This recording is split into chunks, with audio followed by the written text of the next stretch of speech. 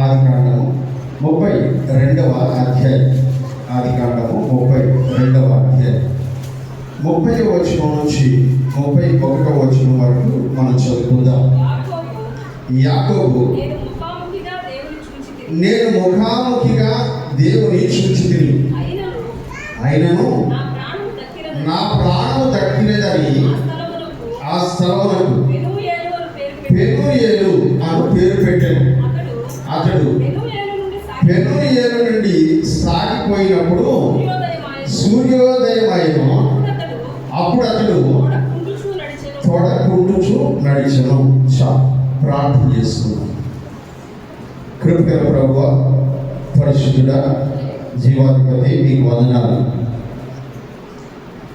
ఈ ఉదయ సమయంలో మీ పక్షముగా మీ సంఘం ఎదుటి నిలబడడానికి మీరు నాకు ఇచ్చిన ధన్యత కొరకు కృతజ్ఞతలు. ఈ స్థలంలో మేము నిలబడి ఉన్నప్పుడు తండ్రి, మీరు మా నోట వచ్చినవి మాత్రమే పలుకున్నట్టు నా ప్రాణాత్మ దేహములు మీ స్వాధీనంలో ఉంచుకోమని ప్రార్థన చేస్తున్నాను. అలాగే సంఘము వింటుండగా వెనగల చెవి, గ్రహించే మనస్సు, పాటించే జీవితాలు మా అందరికీ దయచేయమని యేసుక్రీస్తు వారి శ్రేష్టమైన నామంలో ప్రార్థించి స్తుతించి అడిగి వేడుకుంటున్నాము తండ్రి, ఆమేన్. ప్రియులారా, ఈ సంవత్సరం పరిశుద్ధ గ్రంథంలో నుంచి మన బేతేలు క్రైస్తవ సంఘాలలో ధ్యానిస్తున్నటువంటి వాక్యాంశము ఆయనను మరింత ఎరిగి ఉండుట. మూల వాక్యం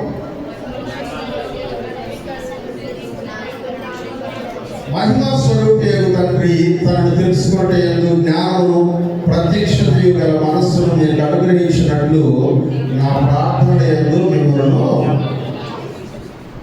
ఎఫెసీయులకు రాసిన పత్రిక 1వ అధ్యాయం 17వ వచనం నుంచి 19వ వచనం వరకు ఉన్నటువంటి వాక్యాలని మూల వాక్యంగా మనం ఈ సంవత్సరం ధ్యానం చేసుకుంటూ ఉన్నాం. దేవుని గురించి మరింతగా మనం ఎందుకు తెలుసుకోవాలి, ఆయన గురించి మరింత తెలుసుకోవడం వలన మనకు కలిగే ప్రయోజనం ఏమిటి, గడిచిన దినాల్లో మనం ధ్యానం చేసుకున్నాం.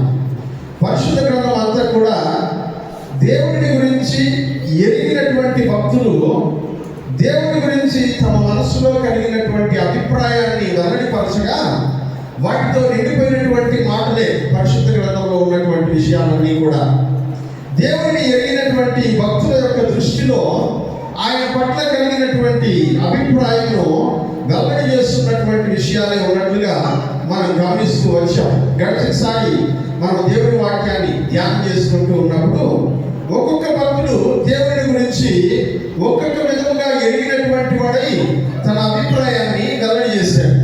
అబ్రహాము గురించి మనం వాక్యంలో చదువుకుంటున్నప్పుడు అబ్రహాము దేవునితో మాట్లాడుతున్నప్పుడు అబ్రహాం అన్నాడు, ఆయన నన్ను చూసుకునేటువంటి దేవుడు. ఏ పరిస్థితుల్లో ఉన్నప్పటికీ, ఎలా ఉన్నప్పటికీ చూసుకునే దేవుడు ఆయన. ఆయన యెహోవా ఈరే. నా పరిస్థితులు ఏమైనప్పటికీ, నా స్థితిగతులు ఏమైనప్పటికీ, నేనున్నటువంటి పరిస్థితులు, నా చుట్టూ ఉండబడినటువంటి పరిణామాలు ఏమైనప్పటికీ కూడా వాటన్నిటి మధ్యలో నన్ను చూసుకునేటువంటి దేవుడు. అబ్రహాం అడిగితే ఒక మాటలో దేవుని గురించి నువ్వేం చెప్తావు? ఆ దేవునితో ఇన్ని సంవత్సరాలుగా నీ జీవిత ప్రయాణం కొనసాగింది కదా, 100 ఏళ్ళు దేవుని నమ్ముకున్న తర్వాత నువ్వు బ్రతికావు కదా, ఆ దేవునితో ఉన్నటువంటి నీ అనుబంధంలో దేవునికి నీకు ఉన్నటువంటి అనుబంధాన్ని ఒక మాటలో చెప్పాలంటే ఎలా చెప్తావు అని అంటే అబ్రహాం అన్నాడు, ఆయన యెహోవా ఈరే అన్నాడు. హల్లెలూయా. ఆయన యెహోవా ఈరే. ఆయన చూసుకుంటాడు. పరిస్థితులు ఏమైనా కావచ్చు, ఆయన చూసుకుంటాడు. ఇది అబ్రహాం యొక్క అభిప్రాయం. అబ్రహాం ఇంట్లో 8 సంవత్సరాలుగా దాసిగా పనిచేస్తున్నటువంటి హాగరు అనే ఒక ఆవిడ ఉంది. ఈ హాగరు దేవుణ్ణి తెలుసుకొని ఒక 8 ఏళ్ళే అబ్రహాం ఇంటికి వచ్చిన తర్వాతనే అబ్రహాం భార్య అయినటువంటి శారాతో ఉన్నటువంటి స్నేహమును బట్టి, సహవాసమును బట్టి, తమ యజమానులు ఆరాధిస్తున్నటువంటి దేవుని గురించి తెలుసుకొని ఆమె కూడా ఆ దేవుని అనుసరించడం ప్రారంభించి ఒక 8 ఏళ్ళు. ఈ 8 ఏళ్లలో ఆమెకు అనేకమైనటువంటి అనేకమైనటువంటి ఇరుకులు, ఇబ్బందులు, సమస్యలు, శ్రమలు, వీటన్నింటి మధ్యలో వెళుతున్నటువంటి ఆవిడ ఒక రోజున ఈ దేవునితో నీకున్నటువంటి అనుబంధం ఏమిటి, ఆయన గురించి నీ అభిప్రాయం ఏమిటి, నువ్వు ఏమనుకుంటున్నావు ఆ దేవుని గురించి అంటే ఆవిడ అనేది, నా యజమానుడైనటువంటి అబ్రహాంకి అన్నిటినీ చూసుకునే దేవుడు ఆయన, నాకైతే నన్ను చూచుచున్న దేవుడు అని చెప్పింది. హల్లెలూయా. నన్ను చూస్తూ ఉన్నటువంటి దేవుడు, నా పరిస్థితి ఏంటో చూస్తున్న దేవుడు, నేను ఎక్కడున్నానో చూస్తున్న దేవుడు, నా శ్రమను చూస్తున్నటువంటి దేవుడు, నా దుఃఖాన్ని చూస్తున్నటువంటి దేవుడు, ఆయనకు కనబడకుండా ఏది లేదు, ఆయన నా పరిస్థితులన్నిటినీ చూస్తున్న దేవుడు. దేవుడేమో ఆమెతో అన్నాడు, నీకు కలగబోతున్నటువంటి కుమారుడికి ఇష్మాయేలు అని పేరు పెట్టు అన్నాడు. ఇష్మాయేలు అనగా దేవుడు వినును అని అర్థం. కానీ ఆమె ఎక్స్పీరియన్స్ ఏంటో తెలుసా, దేవుడు వినేవాడు మాత్రమే కాదు, దేవుడు చూస్తూ ఉన్నటువంటి దేవుడు. ఇది హాగరు అనబడినటువంటి స్త్రీ యొక్క అభిప్రాయం. గత వారం మనము అబ్రహాము కుమారుడైనటువంటి ఇస్సాకు యొక్క అభిప్రాయాన్ని చూశాము. ఇస్సాకు దేవుని గురించి మాట్లాడమని ఇస్సాకు దగ్గరికి వెళ్తే ఇస్సాకు అంటున్నాడు, నా దేవుడు మా నాన్నగారికి ఆయన యెహోవా ఈరేగా అన్నిటినీ చూసుకునే దేవుడిగా ప్రత్యక్షమయ్యాడు. నేను కూడా పక్కనే ఉన్నాను ఆ రోజున. మా నాన్న చెప్పాడు, యెహోవా ఈరే, ఆయన చూసుకుంటాడు అన్నీ అన్నాడు. అందుకని ఆ మాట చెప్పేటప్పుడు నేను పక్కనే ఉన్నాను. అది మా నాయన దేవుడి పట్ల ఉండబడినటువంటి అభిమతం. అలాగే హాగరు నన్ను చూస్తున్న దేవుడు అని చెప్పింది. అప్పుడు నేను లేదు, నా ముందున్న పరిస్థితులు ఏంటో నాకు తెలియవు, కానీ నేను విన్నాను వాటన్నిటిని గురించి. ఆమెను చూస్తున్నటువంటి దేవుడుగా ప్రత్యక్షమయ్యాడు. కానీ నా విషయానికి వచ్చేటప్పటికే ఆయన ఎలా ఉన్నాడంటే, నా శత్రువులందరినీ నాకు ఎడం చేసేటువంటి దేవుడుగా, రెహబోతు దేవుడుగా ఆయన నాకు కనబడ్డాడు అన్నాడు. హల్లెలూయా. గత వారం మనం విన్నాం, ఇస్సాకు గారు దేవుడి గురించి మాట్లాడుతూ ఆయన అంటున్నాడు, రెహబోతు అని అంటున్నాడు. రెహబోతు అంటే ఎడము కలుగజేయవాడు అని అర్థం. నీ పాపం నుంచి ఎడము కలుగజేయవాడు, నీ శత్రువుల నుంచి ఎడము కలుగజేయవాడు, నీకుండబడినటువంటి ఇబ్బందికర పరిస్థితుల నుంచి ఎడము కలుగజేయవాడు, నీకు రాబోయేటువంటి హాని నుంచి ఎడము కలుగజేయవాడు, నీకుండబడినటువంటి అన్ని రకాలైనటువంటి పరిస్థితులను నీకు కీడు చేసేటువంటి సమస్యల నుంచి ఎడము కలుగజేయ దేవుడై ఉన్నాడు. అందుకనే అబ్రహాము తవ్వించిన బావులన్నిటినీ ఇస్సాకు తిరిగి తవ్విస్తూ ఉంటే ఫిలిష్తీయులు వాటి విషయంలో తగాదాలు పెట్టుకుంటూ వచ్చారంట. ప్రతిరోజు శత్రుత్వమే, ప్రతిరోజు ఏదో ఒక సున్నిపోటు మాట్లాడమే, ప్రతిరోజు గొడవే. ఇలాంటి పరిస్థితుల్లో ఇస్సాకు, అదేంటి, ఇది మా తండ్రి సంపాదించింది కదా, ఇది నా భూమి కదా, ఇది నా స్వాస్థ్యం కదా, దీన్ని నేను చేజించుకుంటానంటే కూడా వీళ్ళకి ఎందుకు ఇంత బాధ అని నలిగిపోతున్నటువంటి సమయంలో ఒక చోటకి వెళ్ళారంట. ఆ చోటకి వెళ్ళిన తర్వాత నీళ్లు తవ్వారు, బాగా తవ్వారంట, నీళ్లు పడ్డాయంట. చుట్టూ ఎవరైనా గొడవకు వస్తారేమో అని భయపడుతున్నటువంటి ఇస్సాకుకి ఎవరు గొడవకి రాకపోవడాన్ని చూసి ఆయన అన్నాడు, రెహబోతు దేవుడు అన్నాడు. హల్లెలూయా. రెహబోతు అనగా ఎడము కలుగజేయవాడు అని అర్థం. ప్రియమైనటువంటి వాళ్ళ, ఇలా పరిశుద్ధ గ్రంథంలో వివిధమైనటువంటి భక్తులు వివిధమైనటువంటి రీతులుగా దేవునితో తమకున్నటువంటి అనుబంధాన్ని, తమ జీవితంలో దేవుడు చేసినటువంటి మేలులను బట్టి ఆయన ఎలా అర్థం చేసుకున్నారు అనేటువంటి విషయాన్ని తెలియజెప్పడం ప్రారంభించారు. మన జీవితంలో కూడా మన బిడ్డలకు, మన తర్వాత సంతానానికి, మన తర్వాత తరం వారికి మనం మన దేవుని గురించి ఏం చెప్పగలుగుతున్నాం, ఏమి ఇవ్వగలుగుతూ ఉన్నాం, మన వ్యక్తిగతమైనటువంటి అభిప్రాయం ఏమిటి. ఎందుకంటే నువ్వు ఆయన గురించి ఏదైనా ఎరిగి ఉంటే నువ్వు ఇంకొకరికి చెప్పగలవు. హల్లెలూయా.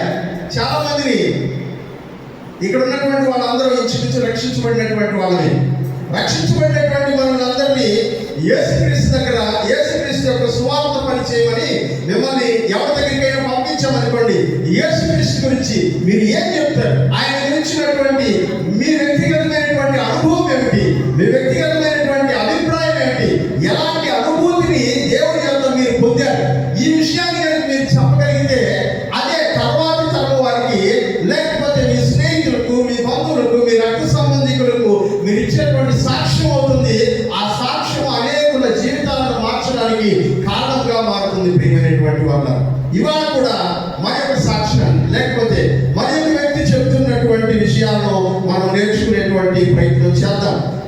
సరే, ఈరోజు మనం ధ్యానం చేసుకుంటున్నటువంటి ఈ భక్తునికి దేవుని గురించి నీకున్నటువంటి అభిప్రాయం ఏంటి అని అడిగితే ఆయన అంటాడు, నా జీవితంలో 2 భాగాలు ఉన్నాయి. ఫస్ట్ హాఫ్, సెకండ్ హాఫ్ ఉంది. ఫస్ట్ హాఫ్ లో నేను ఆయన ఒక రకంగా తెలుసుకున్నాను, సెకండ్ హాఫ్ వెళ్ళేటప్పటికే ఇంకా ఎక్కువగా ఆయన్ని తెలుసుకున్నాను. 2 అనుభవాలు నేను మీకు నేర్పించాలి అని అంటాడు. ఈ 2 అనుభవాలని ఒకే రోజు ధ్యానం చేయడం సాధ్యమవుతుందో లేదో నాకు తెలియదు, కానీ సమయం కొలది మనం నేర్చుకునేటువంటి ప్రయత్నం చేద్దాం. మరోసారి మూల వాక్యంలోకి వెళ్ళి ఆదికాండం 32వ అధ్యాయం 30-31 వచనాలని చదువుకుందాం. నేను ముఖాముఖిగా దేవుని చూచితిని, అయినను నా ప్రాణము దక్కినది అని ఆ స్థలమునకు పెనూయేలు అను పేరు పెట్టాను.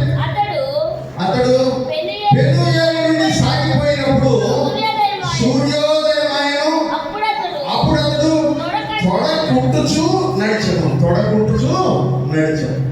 మనము యాకోబుని గురించి ధ్యానం చేస్తూ ఉన్నాం. యాకోబు, ఆయన పేరు వింటేనే నెగిటివ్ వైబ్రేషన్స్ మనకు అందరికీ. యాకోబు అని చెప్పగానే ఫస్ట్ మన దగ్గర ఉండేటువంటి పదం ఏంటి చెప్పండి? అన్నను మోసం చేశాడు, నాయన మోసం చేశాడు, మామని మోసం చేశాడు, కనబడ్డాడు, అందరినీ మోసగించేవాడు. మోసగించే వాళ్ళని ఎంకరేజ్ చేసే దేవుడా మన దేవుడు కదా. మనం మోసగాడని చెప్తున్నాము, మరి దేవుడు ఏమో మోసగాలని ఆశీర్వదించినట్టుగా ఇక్కడ వాక్యంలో చదువుతున్నాము. మన దేవుడు మోసం చేసేటువంటి వాళ్ళని ప్రోత్సహించేటువంటి దేవుడు అంటే కాదు. కానీ మోసం చేస్తున్నటువంటి వాళ్ళ జీవితాలను మార్చి అనేకులకు ఆశీర్వాదంగా మార్చగలిగిన దేవుడు ఆయన. హల్లెలూయా. మోసం చేసినటువంటి మాట నిజమే. తండ్రిని మోసం చేశాడు, అన్నని మోసం చేశాడు, మామగారిని మోసం చేశాడు. ఎన్ని రకాలుగా మోసగించగలడో అన్ని రకాలుగా మోసగిస్తూ ఉన్నప్పుడు అలా మోసం చేస్తున్నటువంటి వాడి జీవితాన్ని వదిలిపెట్టేయకుండా వాడి యొక్క కాలు విరిచి దేవుని సన్నిధిలో మోకరిల్లేటట్టు చేసి, ఇక మీద నువ్వు మోసగాడిగా కాదు బ్రతకాల్సింది, నీకు కనబడ్డ ప్రతి వ్యక్తికి ఆశీర్వాదకారకుడిగా మారాలి, నువ్వు ఇశ్రాయేలుగా ఉండాలి అని ఆశీర్వదించి పంపించినటువంటి వాడు మన దేవుడు. హల్లెలూయా. పరిశుద్ధ గ్రంథంలో మనం యాకోబును గురించినటువంటి మొదటి అనుభవాన్ని మనం చూస్తూ ఉన్నప్పుడు, యాకోబుకి బహుశా అప్పటికి ఒక 20 నుంచి 25 సంవత్సరాల మధ్యలో ఉంటాయి.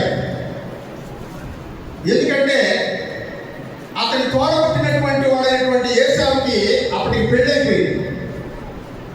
ఆ కాలంలో వివాహ వయసు చాలా లేట్గానే జరిగేది. 40 సంవత్సరాలకు పెళ్లి చేసుకున్నాడు, 50 సంవత్సరాలకు పెళ్లి చేసుకున్నాడు. ఆది కాలంలో మనం అది చూస్తాం. మన లెక్క ప్రకారం ఒక 25 అనుకుంటే కూడా 25 సంవత్సరాల వయసు ఉన్నటువంటి యాకోబు వాళ్ళ అన్నైనటువంటి ఏశావు, ఆయన పెళ్ళైపోయింది. కనాను స్త్రీలలో 2 పెళ్లి చేసుకున్నాడు ఆయన అప్పటికే. వీళ్ళిద్దరూ ఒకే ఇంట్లో పెరుగుతూ ఉన్నారు. ఇస్సాకు ఏశావుని ప్రేమించాడు. ఆయన భార్య ఎవరిని ప్రేమించిందంట? యాకోబుని ప్రేమించింది. వాళ్ళ కారణాలు వాళ్ళకు ఉండొచ్చు. వాక్యంలో అంటాడు, ఇస్సాకు ఏశావుని ఎందుకు ప్రేమించాడంటే వేటాడి తెచ్చిన మాంసం తినడానికి అలవాటు పడి ప్రేమించాడని వాక్యంలోనే రాసి పెట్టాడు. మరి ఆయన భార్య అయినటువంటి రిబ్కా ఎందుకు ప్రేమించింది అని అంటే వాక్యంలో 2 కారణాలు చెప్తున్నారు. మొదటి కారణం, అతడు 24 గంటలు ఇంట్లోనే ఉంటూ తల్లికి హెల్ప్ చేస్తూ ఉన్నాడు కనుక ప్రేమించాడు. ఇది మొదటి కారణం అయితే, రెండవ కారణం, దేవుడి దగ్గరికి ఆమె వెళ్ళి ప్రార్థన చేసినప్పుడు నా కడుపులో ఒక విపరీతమైన పోరాటం జరుగుతుంది, ఇలా పోరాడుతూ బ్రతకడం కంటే నేను చచ్చిపోవడం మేలు కదా అని దేవుడి దగ్గరికి వెళ్ళి ప్రార్థన చేసినప్పుడు దేవుడు అన్నాడు, నీ కడుపులో 2 జనపదములు ఉన్నాయి, చిన్నవాడు పెద్దవాడిని పరిపాలిస్తాడు, పెద్దవాడు చిన్నవాడికి దాసుడు అవుతాడు. ఇప్పుడు రెండో వాడిని దేవుడు ఆశీర్వదించబోతున్నాడు అనే విషయం ముందుగా తెలుసుకున్నటువంటి రిబ్కా ఎవరు ఆశీర్వదించబడతారో వాళ్ళ ప్రక్కన నిలబడింది. హల్లెలూయా. ఎవరు ఆశీర్వదించబడతారో వాళ్ళ ప్రక్కన నిలబడింది. సరే, ఏదైతే అవనివాడి కాక ఇతను బేర్షెబాలో బ్రతుకుతున్నాడు. ఎక్కడ బ్రతుకుతున్నాడు? ఎక్కడున్నాడంట? బెయేర్షెబా. ఇస్సాకు తన ప్రయాణాన్ని ముగించిన స్థలం బెయేర్షెబా. యాకోబు తన ప్రయాణాన్ని ప్రారంభిస్తున్న స్థలం బెయేర్షెబా. ఇస్సాకు యొక్క ప్రయాణం ప్రారంభమై ఆయన గెరారు దేశంలో కాపురం ఉంటున్నప్పుడు గెరారు నుంచి తన జీవిత ప్రయాణాన్ని ప్రారంభించాడు అబ్రహాం చనిపోయిన తర్వాత.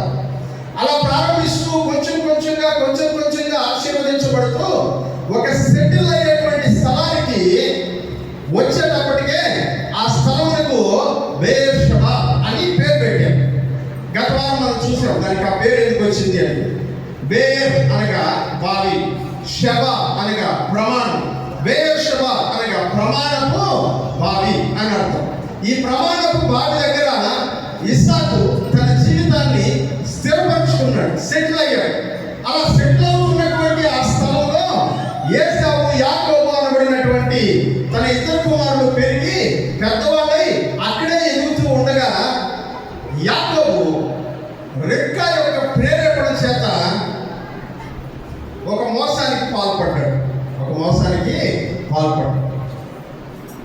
ఎందుకు ఈ మాట అన్నానంటే, రెక్కా యొక్క ప్రేరేపణ చేత అని. యాకోబుకి ప్రథమ స్థానం కావాలనే కోరిక మనసులో ఉంది, కానీ దాన్ని ఎలా సంపాదించుకోవాలి అనే విషయం మాత్రమో అతనికి తెలియదు. కానీ రెక్కా తన కుమారుడికి ప్రథమ స్థానాన్ని ఇప్పించడానికి ఆఖరికి తన భర్తను కూడా మోసం చేసి ఆ స్థానంలో నిలబెట్టే ప్రయత్నం చేసింది. ప్రేమిన వాళ్ళరా, ఈరోజు చాలా మంది ప్రథమ స్థానం పొందడానికి, మేలైన స్థితిలో ఉండడానికి యాకోబు వలె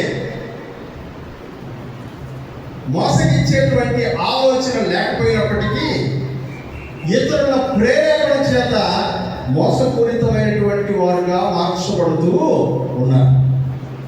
మీరు గమనించినట్లయితే యాకోబు అంటున్నాడు, వద్దమ్మా, ఒకవేళ ఆయనకి తెలిసిపోతే నా మీదకి ఆశీర్వాదం కాదు శాపం వస్తుంది అని చెప్తున్నాడు. ఆ శాపం వస్తే నా మీదకి వస్తుంది కదా, నేను చెప్పినట్టు చేయను అని ఎంకరేజ్ చేస్తుంది ఎవరంట? ప్రియమైనటువంటి తల్లులు చాలా మంది ఉన్నారు ఇక్కడ. మీ పిల్లలకి యథార్థంగా ఉండడం నేర్పించు. మోసపూరితంగా బ్రతకడం కాకుండా దేవునికి నమ్మకంగా బ్రతకడం నేర్పించు. దేవుని ప్రజలకు నమ్మకంగా బ్రతకడం నేర్పించండి. అడ్డదారిలో దొడ్డిదారిలో ఆశీర్వదించబడతాం అనేటువంటి ఆలోచనల వైపులకి చెవియొక్కేటువంటి ప్రయత్నం మీ పిల్లలకు చేయనివ్వబాకండి. మీరు కూడా అట్లాంటి ఆలోచనలు ఇవ్వబాకండి. అదేంటి సార్, ఆమె ఇచ్చిన ఆలోచన సక్సెస్ అయింది కదా, మరి మనోడు ఆశీర్వదించబడ్డాడు కదా అని మీరు అనుకుంటున్నారా? ఆమె జరిగినటువంటి ఇన్సిడెంట్ చెప్తాను. మోసం చేయమని చెప్పింది, మోసం చేశాడు. మోసం చేసి ఇప్పుడు ఊరు వదిలిపెట్టి వెళ్ళిపోతున్నాడు. వాళ్ళ అమ్మాయి చెప్పేస్తుంది, నాయన మీ అమ్మాయి నేను చంపేసి దానికి ఆల్రెడీ రెడీగా ఉన్నాడు. మీ నాయన చచ్చిపోవడమే, నెక్స్ట్ మినిట్లో చచ్చిపోయేది నువ్వే. ఒకే రోజున నిన్ను మీ నాయన్ని పోగొట్టుకోవడం నాకు ఇష్టం లేదు. కాబట్టి నువ్వేం చేస్తావంటే ఇక్కడి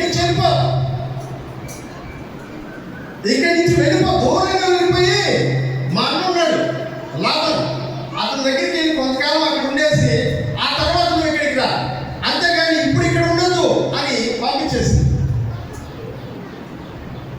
తన కొడుకు బాగుండాలని, ఆశీర్వాదంగా ఉండాలని, బాగా సంపాదించుకొని స్థిరపడితే చూడాలని, జ్యేష్ఠపుత్రులతో హక్కు తాను పొందితే చూసి ఆనందించాలని ఆశపడినటువంటి తల్లికి అదే చివరి చూపు యాకోబు. తిరిగి వచ్చేటప్పటికి రెక్కా ఏమైపోయిందంట, ప్రతిగా సమాధి చేసేసి ఆశీర్వాదాన్ని చూసే ఛాన్స్ లేకుండా పోయింది. ప్రియమైనటువంటి వాళ్ళ సామెతల గ్రంథంలో అంటారు కదా, చాలా మంది చెప్తారంట, దొంగిలించిన నీళ్లు తీపి, చాటున తినేటువంటి భోజనము రుచి అని చెప్తారంట సామెతల గ్రంథం. కానీ ఆ రెండో లైన్ చాలా మంది చదవలేము. రెండో లైన్లో ఏమంటారు చెప్పండి? ఈ రెండు నాకంటే ముందు చెప్పడానికి ట్రై చేశారు. దొంగిలించిన నీళ్ళు తీపి, చాటున తిన్నటువంటి భోజనము రుచి. అవి రెండు గుర్తున్నాయి. లాస్ట్ లైన్ ఏంటి చెప్పండి? అలా దొంగిలించి తిన్నటువంటి ఆ భోజనం తిన్నటువంటి ఆ నోరు తుదకు మట్టితో నింపబడుతుంది. దొంగిలించి తిన్నటువంటి భోజనం, దొంగిలించి తాగినటువంటి నీళ్లు టేస్టీగా కనబడతాయేమో, లాస్ట్లో ఆ టేస్ట్ అంతా పోయి దేంతో నింపుతాడంటే ఆ నోటిని దేవుడు మట్టితో నింపుతాడు. రెక్క అదే ఫాలో అయింది. రెక్క అలాగే వెంబడించే ప్రయత్నం చేసింది. తన కుమారుడిని ఆస్తికర్తగా చేయాలనుకునింది. మోసం చేత సంపాదించే ప్రయత్నం చేసింది. కానీ ఆ కుమారుడిని చూసుకునే ధన్యత, ఆ కుమారుడిని దేవుడు దీవించిన విధానాన్ని చూసే అవకాశం రెండూ దొరకలేదు. అందుకని జాగ్రత్తగా ఉండాలి. మన జీవితంలో మన పిల్లల విషయంలో మనం వాళ్ళకి నేర్పించే విషయాలు న్యాయమైనవి గాను యథార్థమైనవి గాను ఉండేటట్లుగా జాగ్రత్త పడాలి. అందుకని మనం ఎలా ఉంటామో మన తర్వాతి తరం దానికంటే ఉన్నతంగా ఉండేటట్లుగా మన పిల్లల జీవితాలను మనము కట్టగలగాలి. అది దేవుడు మనకు అనుగ్రహించినటువంటి బాధ్యత. అనేక మంది పిల్లలు లేదని ప్రార్థన చేస్తూ ఉంటారు, గర్భఫలం లేదని ప్రార్థన చేస్తూ ఉంటారు. నేను అంటాను, గర్భఫలం లేదని ప్రార్థించేటువంటి వాళ్ళని చూసి ఇదిగో నాకు గర్భఫలం ఎందుకు ఇవ్వలేదు అని రాహేలు యాకోబుని అడిగినట్లుగా మనం అడుగుతున్నటువంటి ప్రశ్నలు అనేక మంది మనసులో మెదులుతూ ఉండగా, గర్భఫలం కలిగినటువంటి వారు బిడ్డల్ని ఎలా పెంచాలో తెలుసుకుంటే దేవుని ఆశీర్వాదం ఎలా ఉంటుందో మనం చూడడానికి అవకాశం ఉంటుంది ప్రియులారా. అందుకనే యాకోబు బెయేర్షెబా నుంచి తన ప్రయాణాన్ని ప్రారంభించాడు. ఎలా ప్రారంభించాడు అంటే భయంతో ప్రారంభించాడు. హల్లెలూయా. ఎలా ప్రారంభించాడంట? భయంతో ప్రారంభించాడు. వేసే ప్రతి అడుగు భయమే. పారిపోతూ ఉంటే మా అన్న ఎక్కడ వస్తున్నాడు అని క్షణక్షణం చూసుకుంటూ వెళ్ళాల్సిన పరిస్థితి. ఇదిగో మా అమ్మ నుంచి దూరం అయిపోతున్నానే, ఎంతకాలం మా అమ్మ దగ్గరే ఉన్నాను, ఇప్పుడు మా అమ్మ దగ్గర ఉండే అవకాశం నాకు లేకుండా పోయిందని దిగులు పడుతూ వెళ్ళేటువంటి పరిస్థితి. ఇదిగో మా నాన్నని మోసం చేసి వచ్చానే, ఆయనకి తిరిగి ఒకసారి సారీ చెప్పేటువంటి పరిస్థితి నాకు రాకుండా పోయింది అని దుఃఖపడుతూ ఉండేటువంటి పరిస్థితి. ప్రయాణం అంతా కూడా ఒక పాజిటివ్ యాటిట్యూడ్ లేకుండా తన యొక్క హృదయం అంతా కూడా నెగిటివ్ యాటిట్యూడ్తో నిండిపోయి, హృదయం అంతా కలవరంతో నిండిపోయి ప్రయాణం ప్రారంభించాడు. ఈరోజు చాలా మంది కూడా తమ యొక్క జీవిత ప్రయాణాన్ని ఇలాగే ప్రారంభిస్తూ ఉంటారు. కలత, కలవరం, ఇరుకు, శ్రమ, ఇబ్బంది, దుఃఖం, ఇలాంటి ప్రారంభాలు అనేకం ఉంటాయి. నేను ఎప్పుడూ చెప్తుంటాను, ప్రారంభం ముఖ్యం కాదు, ముగింపు ముఖ్యం. ప్రారంభము కంటే ముగింపు గొప్పదై ఉండాలి. చాలా మంది భక్తులు ఉన్నారు పరిశుద్ధ గ్రంథంలో. ఆడంబరంగా జీవితాన్ని ప్రారంభించినటువంటి వాళ్ళు ముగింపుకు వచ్చేటప్పటికే చాలా దారుణంగా ముగించారు. అది ఆశీర్వాదకరం చెప్పుకోవడానికి అవకాశము లేనటువంటి పరిస్థితులు ప్రియమైనటువంటి వాళ్ళు. ఇవాళ అనేక మంది ఆడంబరంగా జీవితాన్ని ప్రారంభించేటువంటి ప్రయత్నం, చాలా గొప్పగా ఉన్నతంగా ప్రారంభించాలనేటువంటి ప్రయత్నం మంచిదే. కానీ ఆరంభం కంటే అంతం ఇంకా గొప్పదై ఉండేటట్టు చూసుకోవడం చాలా ముఖ్యమైనది. నువ్వు దుఃఖంతో ప్రారంభించవచ్చు, విచారంతో ప్రారంభించవచ్చు, ఇబ్బందితో ప్రారంభించవచ్చు, లోటులో ప్రారంభించవచ్చు, జీరోతో స్టార్ట్ చేయొచ్చు, మైనస్తో స్టార్ట్ చేయొచ్చు. కానీ నీ ప్రారంభంలో దేవుడు నీ ప్రక్కన ఉంటే నీ ముగింపు ఆశీర్వాదంగా ఉంటుంది. హల్లెలూయా.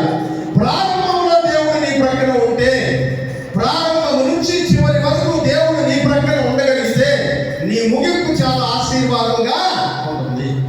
ఇతని జీవితం అంతా కలవరమే. బయలుదేరాడు పొద్దున్నే, అమ్మ ఏదో పార్సల్ చేసి ఉంటుంది రెప్కా, అతను బయలుదేరి తీసుకుని నడుచుకుంటూ వెళ్ళిపోతా ఉన్నాడు. రకరకాలైన ఆలోచనలు. ఒక చోటికి వచ్చేటప్పటికే పొద్దు పుట్టిందంట, చీకటి పడుతుందంట. చీకటి పడుతూ ఉండగా ఇక్కడ పడుకుందాం ఈరోజు అని అనుకున్నాడు. రాత్రి ఇక్కడ పడుకోవాలనుకొని అక్కడ కింద పడి ఉండేటువంటి రాళ్ళలో ఒక రాయి తీసుకొని ఆ రాతిని తలగడగా పెట్టుకొని నిద్రపోయాడు. పడుకొని నిద్రపోతూ ఉండగా దేవుడు ఆయన కలలో ఒక విషయం మాట్లాడడం ప్రారంభించాడు. హల్లెలూయా. దేంట్లో చెప్పండి, దేంట్లో? కలలో. ఎంతమంది నమ్ముతారు దేవుడు కళల ద్వారా మనతో మాట్లాడతాడు? హల్లెలూయా. తప్పకుండా హెచ్చరిస్తాడు. ఒక్కొక్కరిని ఒక్కొక్క రకంగా, ఒక్కొక్కరిని ఒక్కొక్క రకంగా తప్పకుండా హెచ్చరిస్తాడు. యోగ గ్రంథంలో చెప్తాడు కదా, దేవుడు ఒకసారి మాట్లాడతాడు, 2 సార్లు ఆయన పలుకును, అయితే నరుడు దాన్ని గ్రహించలేకపోతూ ఉన్నారు. ఎలా మాట్లాడతాడు? రాత్రి వేళ స్వప్నమందు నిద్రిస్తూ ఉండగా ఆయన నరుడు తమ యొక్క హృదయంలో హెచ్చిపోకుండానట్లు, దేవుని యొక్క అహంకార క్రియలు జరిగించకుండానట్లు వారిని హెచ్చరించడానికి ఆయన కలలో మాట్లాడతాడు. రెండవ మాట ఎలా మాట్లాడతాడంట? శరీరంలో రోగం పుట్టించడం ద్వారాను, వారి యొక్క శరీరం మంచమునికి అంటుకొని పోవడం చేయడం ద్వారాను, తాము తిన్నటువంటి ఆహారం తమకు వెక్కసమగట్లు చేయడం ద్వారాను దేవుడు వారితో మాట్లాడుతాడని యోగ గ్రంథంలో మనము చూస్తున్నాం. ప్రియమైనటువంటి వారు, అలాగే ఈయనతో కూడా కళలో మాట్లాడాడు. ఆ కళలో ఆయనకి ఏం కనబడిందంట? ఒక నిచ్చెన కనబడింది. ఏం కనబడిందంట? ఒక నిచ్చెన. అది ఎక్కడి నుంచి ఎక్కడి వరకు ఉందంట?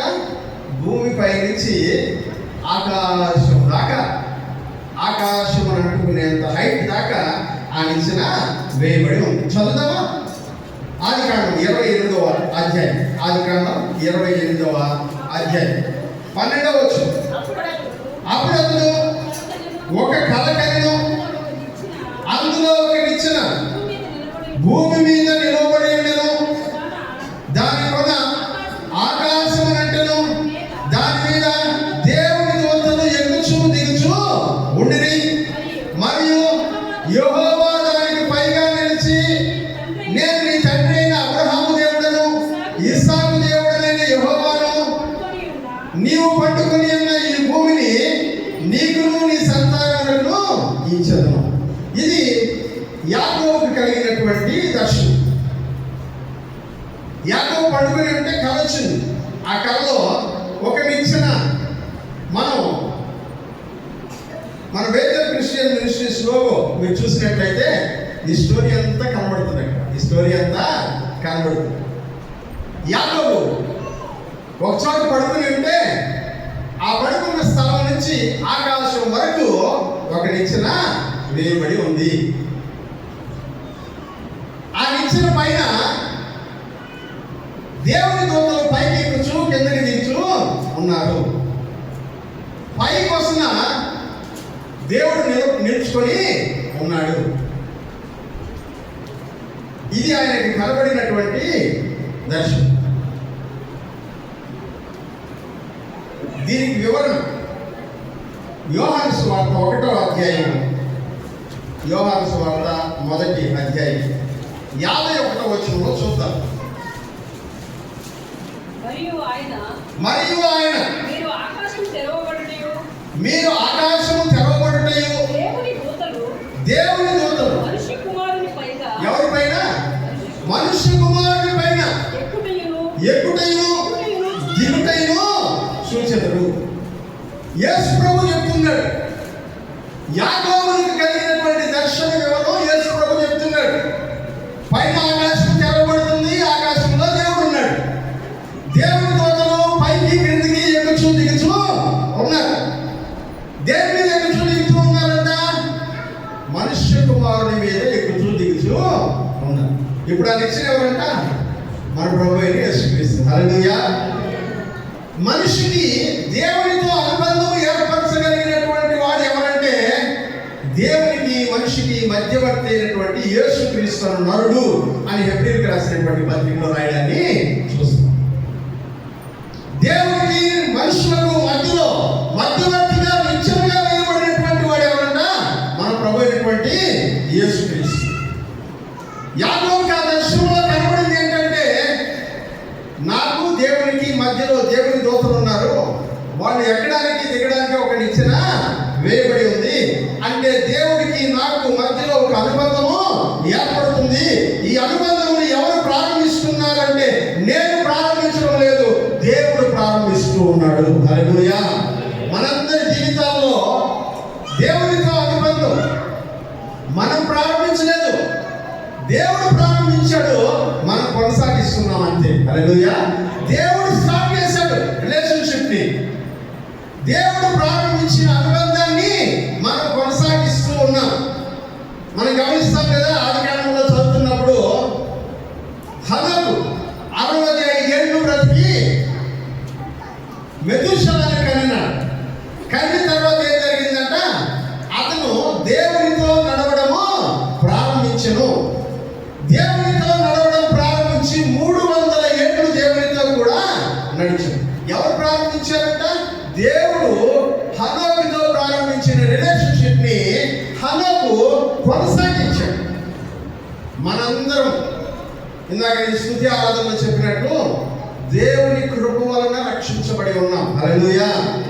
మనం దేవుని సన్నిధికి వచ్చేది దేవుని కృపను బట్టి ఆయనను స్తుతించడానికి, దేవుడు మన జీవితంలో సరి చేయడానికి, మాట్లాడుతున్న వాక్యానుసారంగా జీవించేటువంటి ప్రయత్నం చేయడానికి, దేవునికి నమ్మకంగా బ్రతకడానికి. మరి ఏ కారణం చేత మనం ఇక్కడ కూడి రావాల్సిన అవసరం లేదు ప్రియమైనటువంటి వారు. మరి దేవునితో నీకు ఉన్నటువంటి అనుబంధమును కొనసాగించడానికి ఈ మందిరంలో, దేవుని సంఘంలో నువ్వు చేస్తున్నటువంటి ఆరాధన ప్రయోజనకరమవుతుంది కనుక నువ్వు ఈ అనుబంధమును కొనసాగించడానికి ఇక్కడ ఉన్నావు. యాకోబు దేవునితో అనుబంధాన్ని ఆ స్థలంలో ప్రారంభించాడు. దేవుడు అన్నాడంట, నేను అబ్రహాము దేవుడను, నేను ఇస్సాకు దేవుడనై ఉన్నాను. ఇప్పుడు చెప్పండి మరో విషయం. యాకోబు దేవుడు అన్నాడా? మీరు చెప్పేస్తారు, నాకు తెలుసు. ఎందుకంటే మనకు అలవాటు అయిపోయింది. అబ్రహాము దేవుడు, ఇస్సాకు దేవుడు, యాకోబు దేవుడు అన్నాడా? చదవండి. నాకు 12వ వచనం, 28వ అధ్యాయం 12వ వచనం, 13వ వచనం.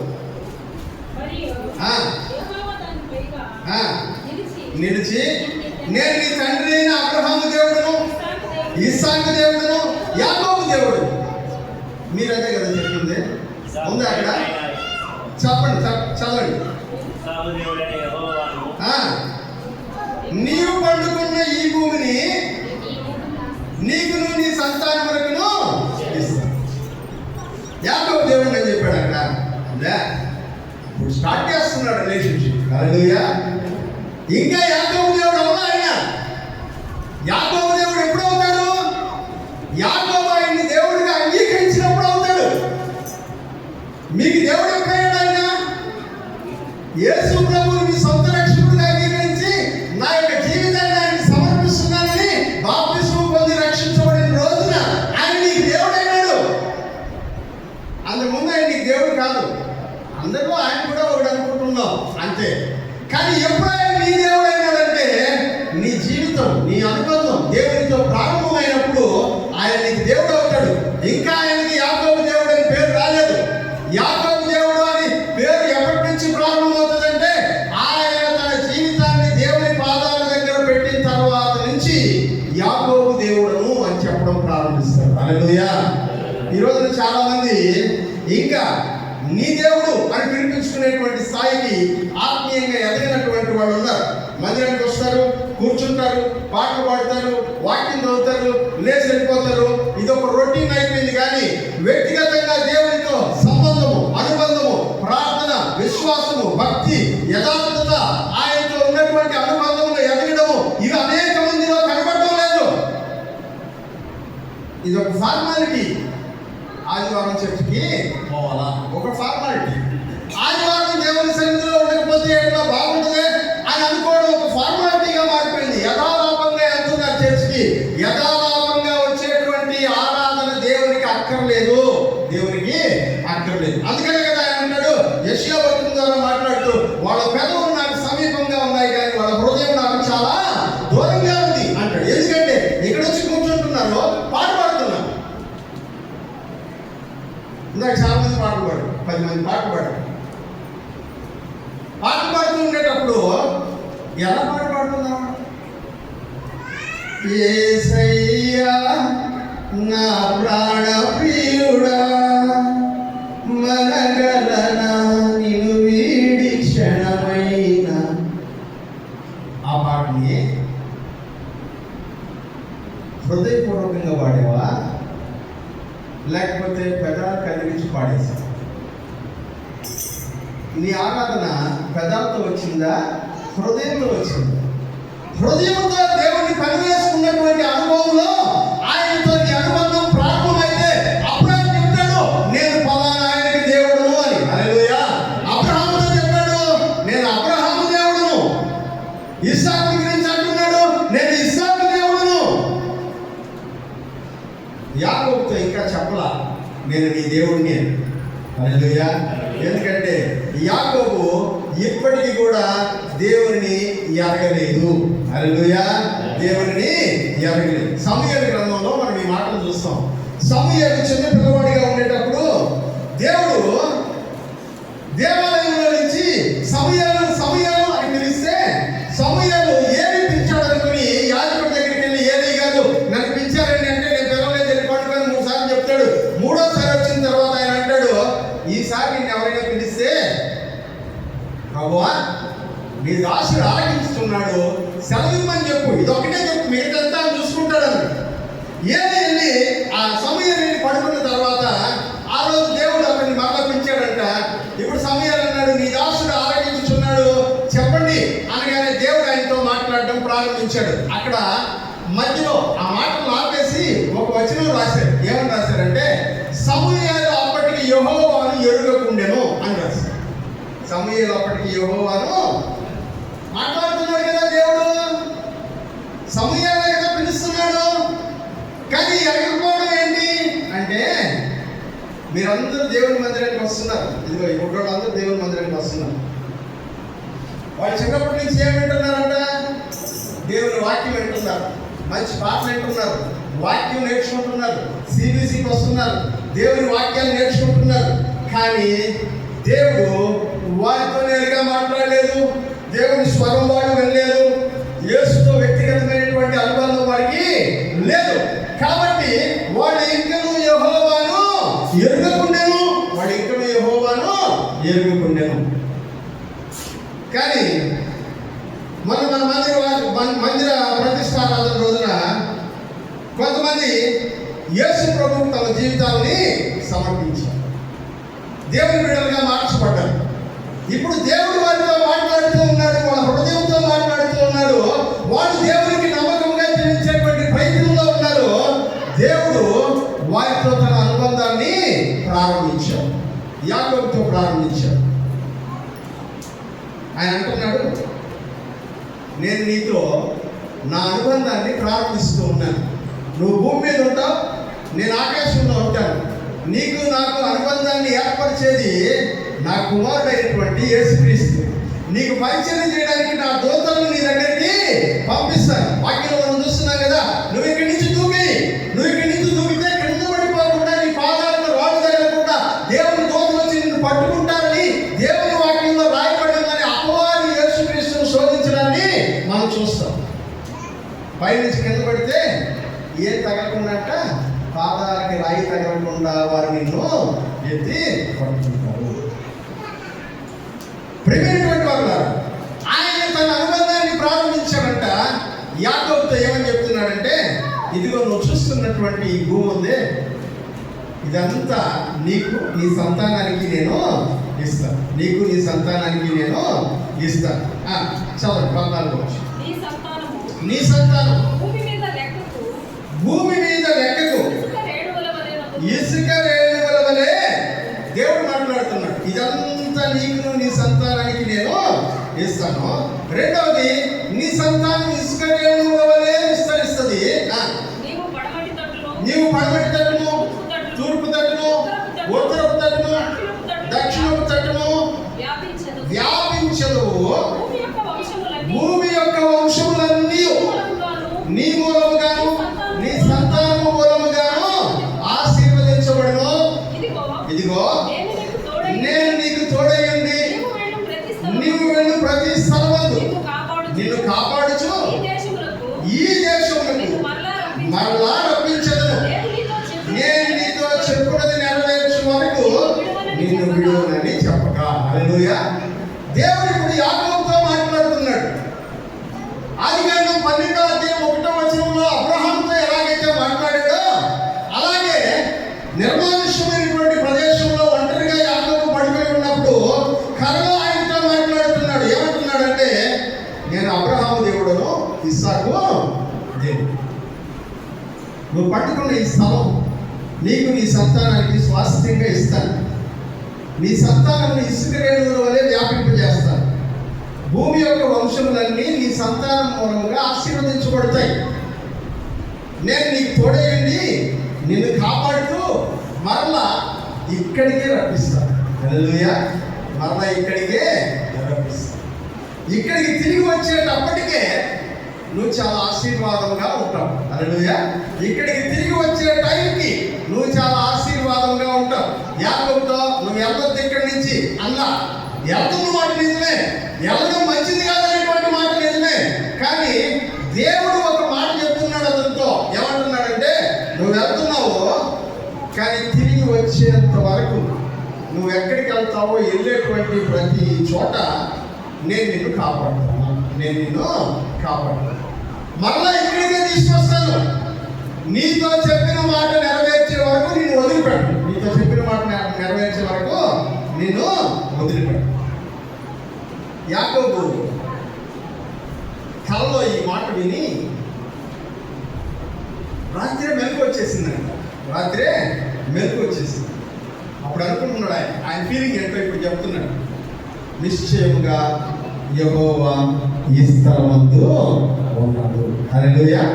ఖచ్చితంగా ఇక్కడ ఎవరున్నారంట? దేవుడు. నేను పట్టుకున్న ఈ స్థలంలో దేవుడు ఉన్నాడు. కానీ అది నాకు తెలియకపోయింది. ఇప్పటిదాకా అది నాకు తెలియకపోయింది. చాలామంది దేవుని మందిరాన్ని చాలా నిర్లక్ష్యంగా చూసేటువంటి వాడు ఉంటాడు. వెళ్తాం వస్తాం అనుకున్నాం. కొంతమంది దేవుని మందిరం అంటేనే చాలా భయంతో వచ్చేవాడు ఉంటాడు. నువ్వు ఏ కోవకు చెందినటువంటి వాడు నాకు తెలియదు. ఎప్పుడు నువ్వు దేవుని మందిరం అంటే భయంతో వస్తావు తెలుసా? ఆయన ఇక్కడ ఉన్నాడు అనే విషయాన్ని నువ్వు గ్రహించు. హల్లెలూయా. ఆయన ఇక్కడ ఉన్నాడని నీకు అర్థమైతే నీ యొక్క జీవిత క్రమంతో మారిపోతుంది. అందుకనే కదా వాక్యంలో మనం గమనిస్తాము. సామెతల ప్రసంగి గ్రంథం 5వ అధ్యాయంలో, నీవు దేవుని మందిరమునకు పోవునప్పుడు నీ ప్రవర్తన జాగ్రత్తగా. సొలొమోను అంటున్నాడు, దేవుని మందిరం అది కొంచెం జాగ్రత్తగా ఉంటుంది. నీ ప్రవర్తన జాగ్రత్తగా, నీ మాటలు జాగ్రత్త, నీ చూపు జాగ్రత్త, నువ్వు కొంచెం కూర్చున్న పద్ధతి జాగ్రత్త, నువ్వు మాట్లాడే విధానం జాగ్రత్త. జాగ్రత్తగా దేవుని సన్నిధిలో మనకు బహు జాగ్రత్తగా ఉండవలసినటువంటి వారమై ఉన్నాం. యాకోబు అంటున్నాడు, నాకు తెలియనప్పుడు ఈ స్థలంలో ఎలాగంటే అలా ప్రవర్తించాను, కానీ ఇప్పుడు నాకు తెలిసింది ఇక్కడ దేవుడు ఉన్నాడని. ఇక్కడ దేవుడు ఉన్నాడు. దేవుడు ఉన్నప్పుడు మనం ఎలా ఉండాలంట? జాగ్రత్తగా ఉండాలి. హల్లెలూయా. జాగ్రత్తగా ఉండాలి, భయంతో ఉండాలి, భక్తితో ఉండాలి. చాలా మందికి చాలా నిర్లక్ష్యం. దేవుని మందిరం అంటే ఏముంది, అన్ని స్థలాలాగే అది కూడా ఒక స్థలం కాదు. దేవుని మందిరం అలాంటిది. మీకు తెలుసు, మన పెద్ద పివి మందిరాన్ని రిబ్బన్ కట్ చేసి బాబీ జాన్ గారు అక్కడ నిలబడిన తర్వాత రిబ్బన్ కట్ చేసి బాబీ జాన్ గారు లోపలికి రాదు. మీరు గమనించారు లేదు? పివి జాన్ గారు అక్కడ నిలబడ్డారు. బాబీ జాన్ గారు అన్నారు, మీరు అడుగు పెట్టిన ముందు మందిరంలో అని. ఆయన ఇలా నిలబడుకొని అడుగు పెట్టడానికి ముందు ఒక నిమిషం ప్రార్థన చేసి ఇలా తలంచి అప్పుడు దాంట్లో కాలు పెట్టారు. హల్లెలూయా. ఇక్కడికి వస్తూనే ఈ వేదిక మీద కూర్చోడానికి వచ్చేటప్పుడు అక్కడ ఒక నిమిషం ఆగి ప్రార్థన చేసి, ఇది దేవుని స్థలం, నేను జాగ్రత్తగా ఉండేటట్టు చేయి అని ప్రార్థన చేసుకుని అడుగు పెట్టాడు. హల్లెలూయా. ఎందుకంటే ఆయనకు అర్థమైంది, ఇది దేవుని స్థలము, ఇది దేవుడు ఉండేటువంటి స్థలము, దేవుని మందిరము. దీనిలో మనం జాగ్రత్తగా ఉండాలి. దీనిలో మనం జాగ్రత్తగా ఉండాలి. వాక్యం అంటున్నాడు, ఇది దేవుని మందిరం, ఇక్కడ దేవుడు ఉన్నాడు. చదువు.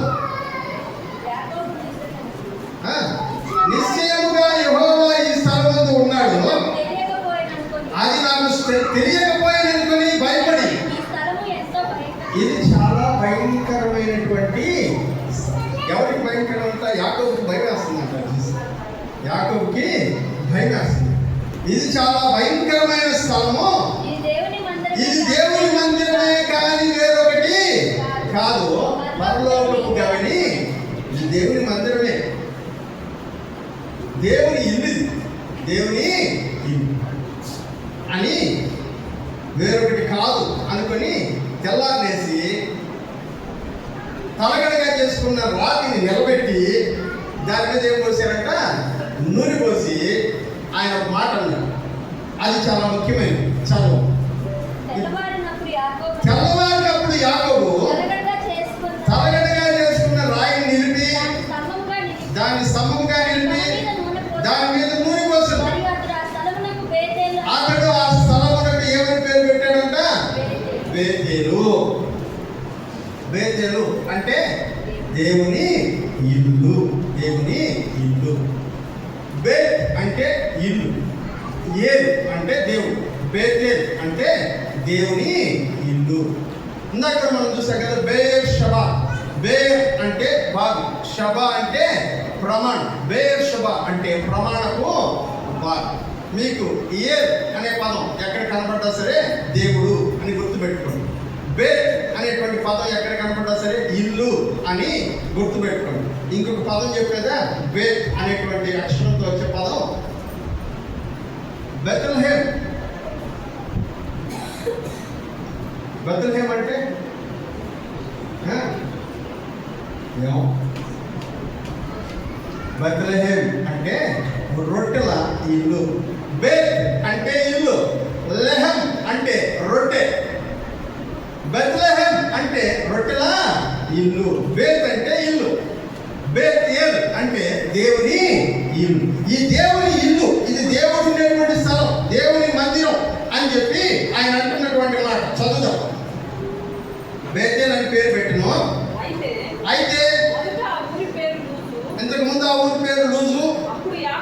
అప్పుడు యాకోబు నేను తిరిగి నా తండ్రి ఇంటికి క్షేమముగా వచ్చును. నా తండ్రి ఇంటికి క్షేమముగా వచ్చిన యెడల దేవుడు నాకు తోడయుండి నేను వెళుచున్న ఈ మార్గంలో నన్ను కాపాడి తినుటకు ఆహారము ధరించుకున్నటకు వస్త్రములను నాకు దయచేసిన యెడల యెహోవా నాకు తోడై మరియు స్తంభముగా నేను నిలిపిన ఈ రాయి దేవుని మందిరమగును. మరియు నీవు నాకు ఇచ్చిన యావత్తులో 10వ వంతు నిశ్చయంగా నీకు చెల్లించదనని. ఇప్పుడు యాకోబు చెప్తున్నాడు, యాకోబు అంగీకరిస్తున్నాడు. ఏమంటున్నాడంటే, ఆయన నాకు దేవుడుగా ఉండును. ఎప్పుడంట? నా చదివాను చూడండి నా మాటని, 21వ వచనం. నేను తిరిగి నా తండ్రి ఇంటికి క్షేమంగా వచ్చినట్లు దేవుడు నాకు తోడయ్యండి కాపాడి తినుటకు ఆహారం ధరించుటకు వస్త్రములు నాకు దయచేసిన యెడల. ఈరోజు కూడా చాలా మంది దేని కోసం అంట,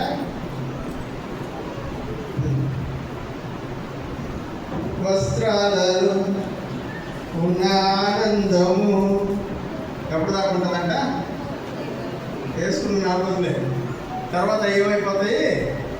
కానీ వేసి ఇచ్చేటువంటి సంతోషం శాశ్వతంగా. ఈరోజు కూడా చాలా మంది యాకోబులాగా దేవుని అంగీకరించేటువంటి వాళ్ళు ఉన్నారు. అయ్యా, నేను వెళుతున్నటువంటి మార్గంలో నన్ను కాపాడి తినడానికి భోజనం పెట్టి వేసుకోవడానికి బట్టలు ఇచ్చి ఉండడానికి స్థలం ఇచ్చి మరలా సేఫ్గా నన్ను ఇక్కడ తీసుకొచ్చి పొద్దున ప్రార్థన, ప్రభు నిద్ర లేవగానే ప్రార్థన, ప్రభు రాత్రి అంతా కాపాడావు, నీకు వందనాలు. పొద్దున కూడా సెక్యూరిటీ జాబులుగా తీసుకుంటాం. ఏం జాబ్ అంట? ఎవరికి ఇస్తున్నారు సెక్యూరిటీ జాబు? వేసేయ సెక్యూరిటీ కాదు, నీకు ఒకటి నుంచి సాయంత్రం దాకా ఆయన కాపాడుతాడు. ఇశ్రాయేలును కాపాడు దేవుడు కొనుగడు. ఆయన జాబ్ అది కాదు, ఆయన జాబ్ అది కాదు. ఆయన జాబ్ ఏంటో తెలుసా? నిన్ను నన్ను రక్షించి పరలోక రాజ్యానికి, మోక్ష రాజ్యానికి తను వేసినటువంటి నిత్య మీద నిన్ను తీసుకెళ్ళడానికి ఆయన లోకానికి వచ్చాడు. హల్లెలూయా. ప్రియమైనటువంటి వాళ్ళారా, చాలా మంది దేవుడితో మొక్కుబడులు ఇలాగే ఉంటాయి. తినడానికి భోజనం ఇవ్వాలా, పడుకోవడానికి స్థలం ఇవ్వాలా, పడుకోవడానికి ఇండ్లు ఇయ్యాలి. ఆయన నాకేమైపోతాడంట, దేవుడు అయిపోతాడు. ఆయన అదే అంటున్నాడు. చదవండి, ఆయన ఏమంటున్నాడు? ఆహారమును ధరించుటకు వస్త్రములను నాకు దయచేసిన యెడల యెహోవా నాకు దేవుడైండును. నాకేమన్నాడు దేవుడు? దేవుడు అన్నాడా? నువ్వు యాకోబు దేవుడు అని అన్నాడా? అన్నా. నేను నిన్ను ఆశీర్వదిస్తానంటే ఈయన అంటున్నాడు. ఈయన డిమాండ్ ఏంటో తెలుసా? నేను వెళ్ళేటప్పుడు అంతా నాకు సెక్యూరిటీగా రా. నేను ఎక్కడ ఉంటానో అక్కడ నాకు సెక్యూరిటీగా ఉండు. రోజు తినడానికి భోజనవి, త్రాగడానికి నీళ్ళు, వేసుకోవడానికి బట్టలు, ఉండడానికి స్థలమి. అప్పుడు నువ్వు నాకు దేవుడు. ఒక ఆయన ఉన్నాడు, ఇవేమి ఇయ్యకపోయినా నువ్వే నా దేవుడు. హల్లెలూయా. ఎవరైనా చెప్పండి, ఇవేమి ఇయ్యనాయి కానీ నువ్వే నాకు దేవుడు అన్నాడు. ధనవంతుడి ఇంటి వాకిట పండుకున్నటువంటి లాజరు ఆయన అడగ, ప్రభా తినడానికి భోజనం పెట్టు, తాగడానికి నీళ్ళు, వేసుకునేదానికి మంచి డ్రెస్ ఇయ్యి, ఉండడానికి మంచి ఇల్లు ఇవ్వు, అప్పుడు నువ్వు నాకు దేవుడు అవుతావు అన్నాయి. వాక్యంలో చెప్తున్నారు, ఆయనకి తినడానికి తిండి లేదంట. ధనవంతుడు తిని పారేసినటువంటి ఎంగిలి మెతుకులు ఏడుకొని తింటున్నాడు. ఉండడానికి ఇల్లు లేదంట. ఆయన వాకిట్లోనే పడుకొని నిద్రపోతున్నాడు. శరీరంలో ఆరోగ్యం కూడా లేదంట, ఒళ్ళంతా కురుపులు. కానీ ఆయన ఏమన్నాడు తెలుసా?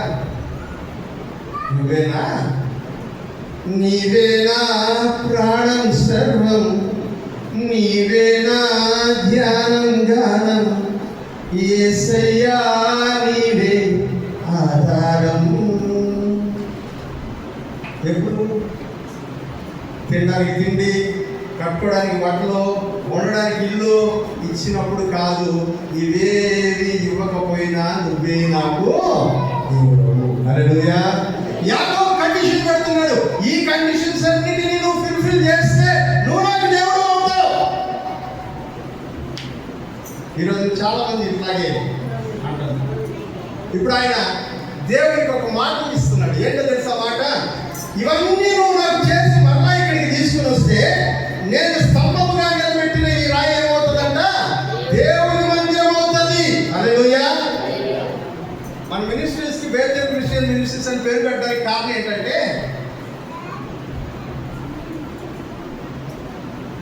దేవుని మందిరము అనే పదం మొట్టమొదటి ఇక్కడే ఉంది బైబిల్ అందరిలో, ఇంకెక్కడ లేదు. ప్రారంభం ఇదే. దేవుని మందిరము అనే పదం ఇక్కడే స్టార్ట్ అయింది. అందుకని నేను ప్రేర్ చేస్తూ ఉండేటప్పుడు ప్రారంభించినటువంటి యాకోబు యొక్క ముగింపు ఎంత ఆశీర్వాదకరంగా ఉండిందో, అంత ఆశీర్వాదకరంగా ఉండాలంటే ఇక్కడి నుంచి ప్రారంభించాలి అనుకున్నాను. అందుకనే బేతేల్ అనేటువంటి పేరును సెలెక్ట్ చేసుకుని ప్రార్థన చేసి ఈ పేరుని ఎంపిక చేయడం జరిగింది. ప్రియమైనటువంటి వాళ్ళరా, ఇప్పుడు ఆయన అంటున్నాడు ఇది మందిరం అవుతుంది. నెక్స్ట్ ఇంకో మాట చెప్తున్నాడు చూడండి.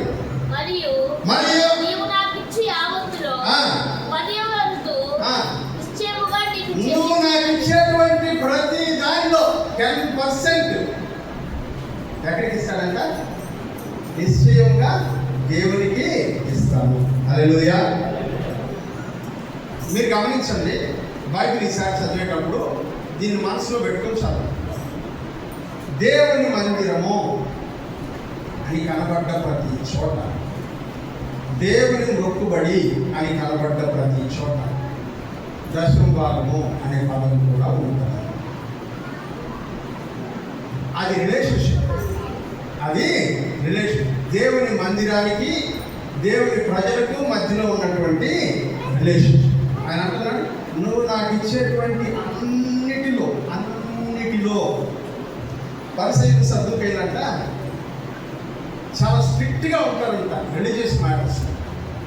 ఎలా స్ట్రిక్ట్గా ఉంటారంటే, పొద్దున్నే అన్నం వండుకుంటారు కదా, అన్నం వండుకునేటప్పుడు బియ్యం 10 గ్లాసులు వేసి బియ్యం వండుతుంటే 1 గ్లాస్ తీసి పక్కన పెడతారు. ఎవరికంటది? దేవుడు. పొద్దున్నే తాలింపు వేసేటప్పుడు జీలకర్ర వేస్తారు కదా, జీలకర్రలో కూడా 10% తీసి పక్కన పెడతారు. కొత్తిమీర పుదీనాలో కూడా 10% తీసి పక్కన. నేను చెప్పట్లా, ఏసై చెప్పాడు. ఏసై మీరు సదాపులోను జీలకర్రలోను పుదీనాలోను దశమ భాగములు ఇచ్చేటువంటి వారుగా కనబడుతున్నారు, కానీ మీ హృదయము దేవునికి చాలా దూరంగా. దేవుని మందిరం అంటే ఇవి కంపల్సరీ అటాచ్. యాకోబు అదే అంటున్నాడు, ఖచ్చితంగా ఇది దేవుని మందిరమే అయిపోతుంది. నువ్వు నాకు ఇచ్చేటువంటి ప్రతి దానిలో 10% నేను నీకు ఇస్తాను. ఇది యాకోబు యొక్క ఫీలింగ్. అందుకని యాకోబుని దేవుడు ఏమని పిలిచాడో తెలుసా? యాకోబుకి దేవుడు తనను తాను ఏమని పరిచయం చేస్తున్నాడు తెలుసా? 31వ అధ్యాయం 13వ వచనం చూడండి. నీవు ఎక్కడ స్తంభము మీద నూనె పోసితివో, ఎక్కడ నాకు మొక్కుబడి చేసితివో. ఏం దేవుడు అని చెప్పుకుంటున్నాడు ఇప్పుడు ఆయన? యాకోబు దేవుడు అనట్లా, ఇంకా అబ్రహాము దేవుడు, ఇస్సాకు దేవుడు. ఇప్పుడు యాకోబుతో ఎలా మాట్లాడుతున్నాడంటే, నువ్వు ఏ వేదికలో అయితే నిలబడ్డావో, నీకు కనబడ్డానో, ఎక్కడ నువ్వు స్తంభం మీద నూనె పోసావో, ఎక్కడ నువ్వు మొక్కుబడి చేసుకున్నావో 10% ఇస్తానని, ఆ వేదికలో దేవుడను నేను. హల్లెలూయా. ఇంకా యాకోబు దేవుడు అని చెప్పట్లా, ఇంకా యాకోబు దేవుడని ఈయన అన్నాడు, నువ్వు నాకు దేవుడు అయి ఉంటావు ఎప్పుడు ఈ కండిషన్స్ అన్ని ఫుల్ఫిల్ అయ్యాయి. 20 సంవత్సరాలుగా యాకోబు దేవుడిని ఏమని పిలుస్తున్నాడంటే, బేతేలు దేవుడు, బేతేలు దేవుడు, బేతేలు దేవుడు అని పిలుస్తూ ఉన్నాడు. దేవుడు కూడా అన్నాడు, నువ్వు మొక్కుకున్న బేతేలు దేవుడిని ఇంకా నీ దేవుడిని కావాలి, ఇంకా నీ దేవుడిని కావాలి. అందుకని యాకోబు యొక్క పర్సనల్ ఎక్స్పీరియన్స్ లేదు ఇక్కడ. యాకోబు ఏమంటున్నాడు తెలుసా? నాకు బేతేలులో కనబడ్డది 20 సంవత్సరాలుగా ఇదే మాట, నాకు బేతేలులో కనబడ్డ దేవుడు, నాకు బేతేలులో కనబడినటువంటి దేవుడు అని చెప్తా ఉన్నాడు. చూడండి, ఆ తర్వాత మాట మనం గమనిద్దాం. 14వ వచనం చూడండి. అందుకు రాహేలు ఈ మాటను ఎవరితో చెప్తున్నారంటే తన భార్యతో చెప్తున్నాడు. నీకు కనబడ్డ బేతేలు దేవుడు ఉన్నాడే, నా దేవుడు బేతేలులో దేవుడు కనబడ్డాడని చెప్తున్నారు కదా. ఆయన రాత్రి నా దగ్గరికి వచ్చి బేతేలు దేవుడిని లేచి బయలుదేరి మీ ఊరికి వెళ్ళిపో అన్నాడు. మీరు వస్తారా రారా? అప్పుడు వాళ్ళిద్దరు బయలుదేరేశారు. హల్లెలూయా. వాళ్ళిద్దరూ బయలుదేరేశారు. నేను చెప్పాను కదా, బేర్షెబాలో ప్రారంభమైంది ప్రయాణం. బేర్షెబాలో ప్రారంభించి బేతేలులో దేవునితో అనుబంధం ఏర్పడింది. బేతేలులో దేవునితో అనుబంధం ఏంటంటే ఆయన బేతేలు దేవుడు. ఇప్పుడు మరలా తిరిగి హారాన్ నుంచి రిటర్న్ ప్రయాణం ఎక్కడికంట? బేర్షెబా. రిటర్న్ ప్రయాణంలో ఆయన తీసుకునేటువంటి ప్రయత్నంలో కరెక్ట్గా ఒక చోటుకు వచ్చిన తర్వాత ఆపేశాడు. హల్లెలూయా. పోయేటప్పుడు ఎలాగైతే ఒంటరిగా ఉన్నాడో, రిటర్న్ వచ్చేటప్పుడు కూడా ఒక చోటుకు వచ్చేటప్పటికి ఒంటరిగా మిగిలిపోయాము అంటారు. ఇప్పటికి ఇంకా యాకోబు దేవుని గురించి తెలుసుకున్న అనుభవం ఏంటో తెలుసా? తన భార్యతో ఏమని చెప్తున్నాడు తెలుసా? నన్ను పిలిచిన బేతేలు దేవుడు, ఇన్ని సంవత్సరాలుగా నన్ను ఆయన పోషించాడు. ఆయన లేకపోతే నేను ఈరోజు నీ స్థితిలో లేదు. ఆయనే నాకు తోడుగా ఉన్నాడు కాబట్టి నేను ఈ రోజున ఈ స్థితిలో ఉండగలుగుతూ ఉన్నాను అని చెప్తున్నాడు. చదవండి ఆ మాటలు ఒకసారి. అది చదివేసి ముగించేసుకుందాం. నెక్స్ట్ వీక్లో మిగతా భాగాన్ని మనం ధ్యానం చేసుకుందాం.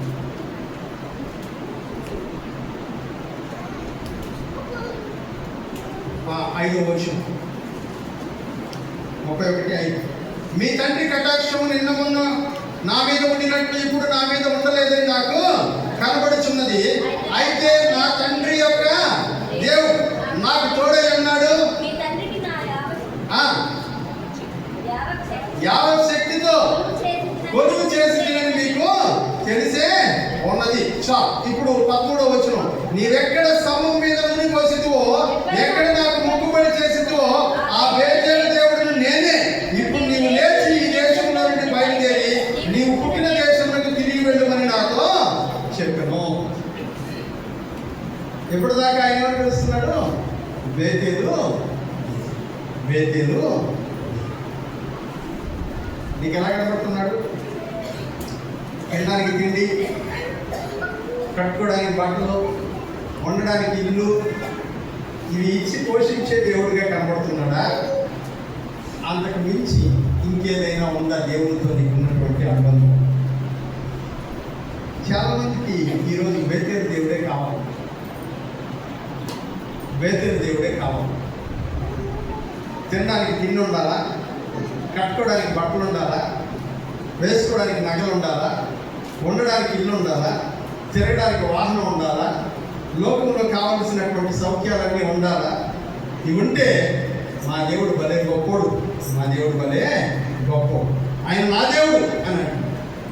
ఒకరోజు ఆకలితో పసుపు పడుకోవాల్సి వస్తే నా దేవుడు నాకేం చేశాడు అని అడుగుతున్నటువంటి వాడు. ఒక ఆమె అడిగింది కదా, దేవుడు మన చోట ఉండకుండా పరిగెత్తుకొని ఎడారి వెంట పరిగెత్తి మోయాబు దేశానికి వెళ్ళి భర్తని 2 కొడుకుల్ని పోగొట్టుకొని ఖాళీ చేతులతో తిరిగి వస్తూ అంటుంది, యెహోవా నాకు అన్యాయం చేశాడు అంటుంది. యెహోవా నాకు అన్యాయం, ఎందుకంటే నాకు తినడానికి తిండి ఇవ్వలేదు, ఉండడానికి ఇల్లు ఇవ్వలేదు, కట్టుకోవడానికి బట్టలు లేవు, చాలా దారుణమైనటువంటి జీవితాన్ని జీవించాను మోయాబు దేశంలో.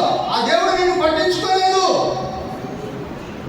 ఈరోజు చాలా మంది పరిస్థితి, లేకపోతే ఆయన దేవుడిగా వదిలేసి వెళ్ళిపోతున్నటువంటి వాళ్ళు ఎంతోమంది వీళ్ళు.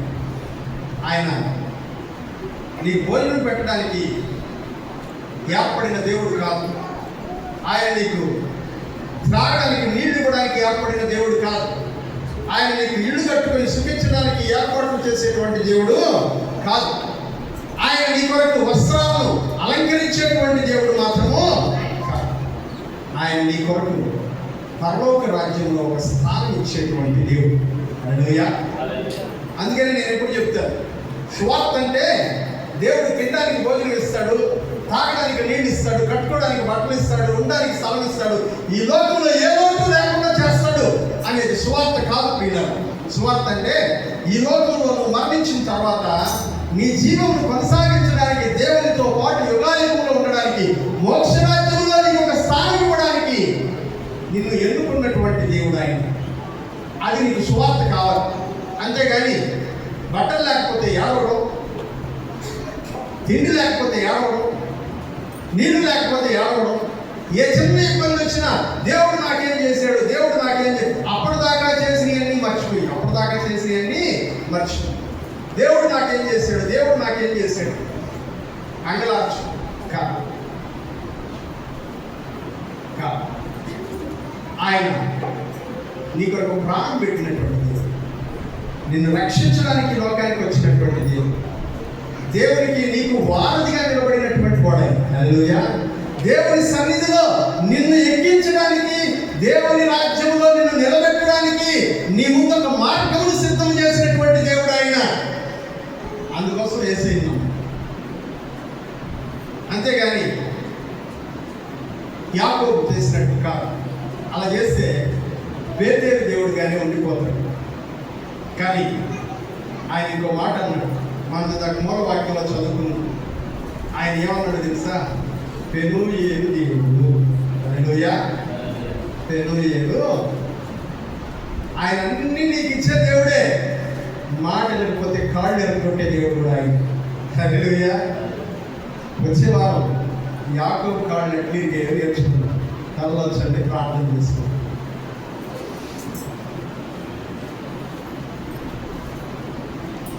కళ్ళొచ్చండి, ప్రార్థన చేసుకున్నాం. చెప్పబడినటువంటి ఈ లేఖనాల కొరకు